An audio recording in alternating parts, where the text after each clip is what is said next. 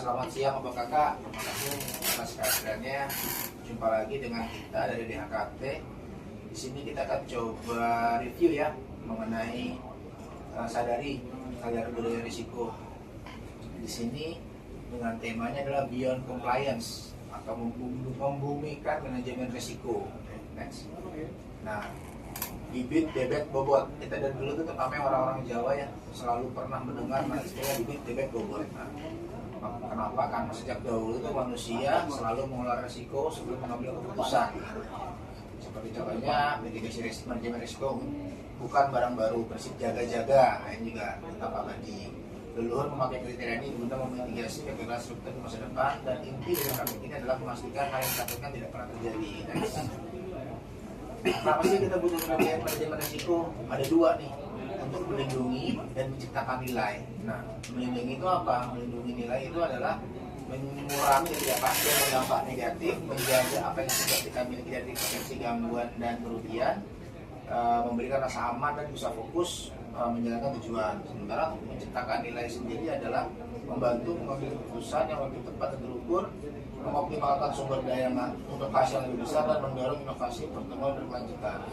Manajemen risiko adalah cara kita menjaga hari ini agar hari esok kita bisa akan dengan lebih baik. Ketika suatu risiko menjadi nyata, contoh perubahan iklim, misalnya ketidakpastian di lapangan, aset biologis merupakan investasi yang membutuhkan jangka panjang. Tanpa mitigasi, satu kejadian dapat menghilangkan nilai yang dibangun selama bertahun-tahun. Next. 8 kategori risiko. Nah, di sini risiko tidak dapat berdiri sendiri, ia saling terkait dan dapat berdampak lintas aspek. 8 kategori risiko membantu kita untuk melihat risiko secara utuh untuk pengolahan yang lebih tepat dan terintegrasi. Pertama, ada risiko strategis, risiko pasar, risiko keuangan, risiko kredit counterparty, risiko operasional, risiko investasi proyek, risiko reputasi, serta risiko regulasi, hukum dan kepatuhan. IQM dari ketidakpastian menjadi data terukur. Apa itu IQM? IQM merupakan instrumen utama bagi setiap entrepreneur untuk mengubah ketidakpastian menjadi data terukur. I, identification, Q, quantification, dan M, management risk. IQM menjadi DNA praktek entrepreneur yang berbasis data, proaktif, dan berkelancaran. Anda adalah pemilik risiko sebenarnya yang memegang kendala keselamatan bisnis. Anda adalah lini pertama yang mendeteksi gejala krisis sejak awal di lapangan. Kabar buruk harus sampai lebih cepat melalui eskalasi yang jujur. Kelangsungan usaha perusahaan dimulai dari evaluasi data yang Anda sampaikan, dan Anda memegang kendali keselamatan bisnis melalui tindakan nyata di setiap hari. Tata kelola yang kuat, risiko terkendali dari berkelanjutan itu terdiri dari 4 item. Pertama, berakar pada nilai, risiko terkendali kinerja optimal, tata kelola makin matang, percaya meningkat, bersama menuju masa depan gemilang. Mari terus memperkuat disiplin, menjaga integritas, dan berinovasi setiap hari untuk menciptakan nilai jangka panjang bagi perusahaan, bangsa, dan seluruh pemangku kepentingan. Nah, terkait manajemen risiko ini nih, mungkin tanggapannya dari Mbak Tanya seperti apa katanya terkait manajemen risiko? Iya, ini memang setiap ini rutin ya Bang ya. Kita selalu diingatkan bahwa kita memang harus menyadari resiko-resiko di pekerjaan di lingkungan kerja itu ada.